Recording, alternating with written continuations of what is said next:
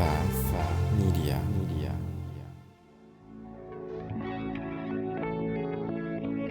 Hi, my name is Ronnie Cruz. After almost 2 decades as a career network marketer, I realized that despite continual work on my personal and professional development, that I had hit a massive brick wall. So I took a deep and honest look at myself, top to bottom, hoping to find answers, and my search led me to one conclusion. The definitions I held of my business, of my world, of my life were the very things holding me back. If I wanted to change, if I wanted to grow beyond my current circumstances, I had to wipe the slate clean and redefine. This show is dedicated to helping you identify the belief systems, the mindsets, the very definitions that have held you back, and then help you break through those limitations to finally create the life you've been working so hard to achieve. Welcome to the Redefine Podcast. All right, welcome back to the show. Thanks for tuning in. Today we're going to talk about building multiple network marketing companies at once. This kind of continues a conversation from yesterday when we talked about getting more done by doing less, right?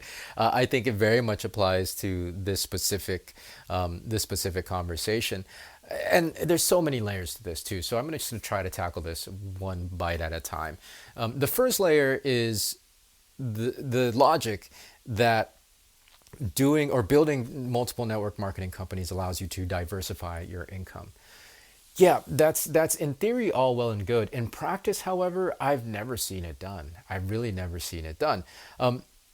Because you're not really diversifying your income, you're diversifying your effort, right? Because the income doesn't exist yet until you actually build the business.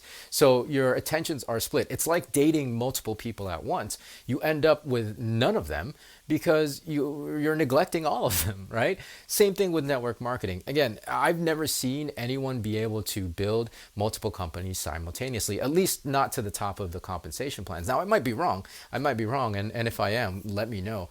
But I think highly improbable that anybody's able to do that. Sure, you might be able to make $1 here and there, a couple dollars here and there in this company, a couple of dollars here selling, skincare. However, again, it's just too scattered, and there's zero focus. And you really your efforts are scattered, and therefore your income drops. It's because you're selling. I mean, unless you're selling to multiple different groups, right? Let's say you're participating in building 2 companies at the same time. You now have to talk to twice as many people. If not, you're talking to the same people about 2 different sets of product lines. And, you just end up being a salesperson, really. And not that there's anything wrong with being a salesperson.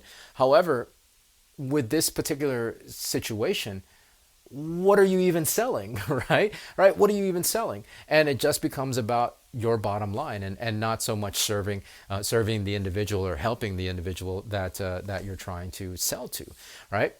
All right, like what are you even selling? Are you selling skincare? Are you selling vitamins? Are you selling vitamins? Or are you selling long distance? Not that even long distance exists anymore. It just goes to show you how old I am. But you guys know what I mean, right?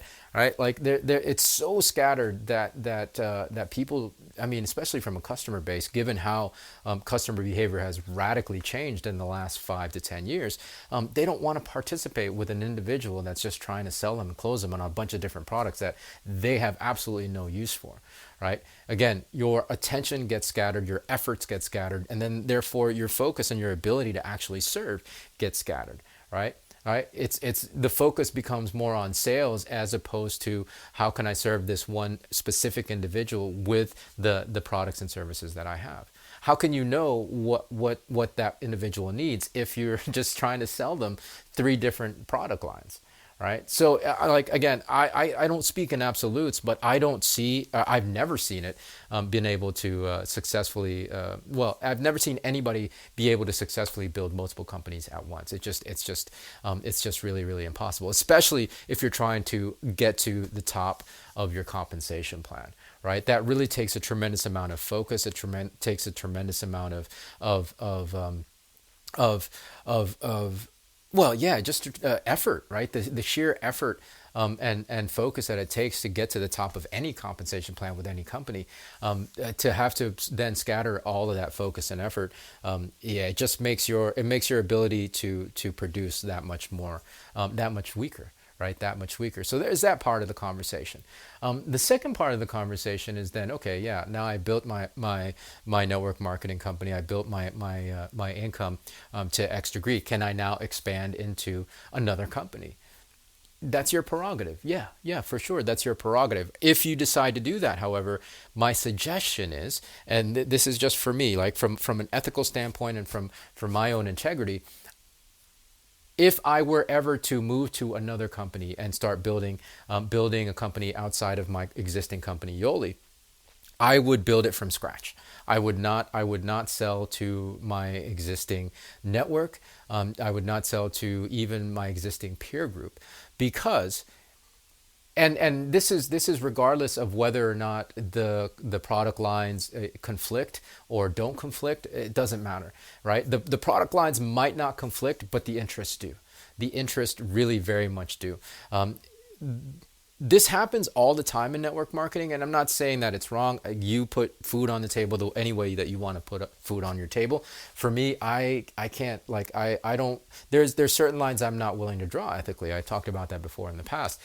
The audience that we have the easiest access to is the network marketing audience, right? And that's why network marketing historically cannibalizes itself all the time. It becomes this kind of very close knit group, where we're just sponsoring and enrolling from each other's organizations, right? Because again, it's the easiest audience that we have access to. So in moving on to another company, then, well, let me just promote it to the audience that I have access to, because that's what's going to deliver and produce the quickest results for me, as opposed to actually doing the hard work that we all know it takes to build a business from scratch, right?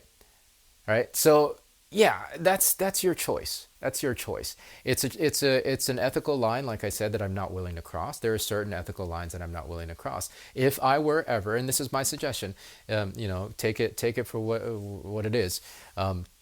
If you are deciding to move on from your company, no matter what level your success you've attained in that company, build the next company from scratch. Right, build the next company from scratch, because then it becomes really just, again, for me, an ethical issue where you're mining from the miners. You have a captive audience, and for me, I hold that influence very, very sacred. The influence that I have with my audience, I hold very, very sacred, and I'm not willing to cross the lines just because I have a new products to sell that don't conflict with my existing product line. Right? I'm not going to do that to my network. It's not fair to them, because they got in and they joined me on a venture with very, very specific and narrow expectations. And for me to sell them on this whole unrelated new thing, it's not fair to them. It's not fair to the expectations that I actually set for them. Right? Right. So again, a lot of ethical things that you have to answer for yourself. I can't answer that for you.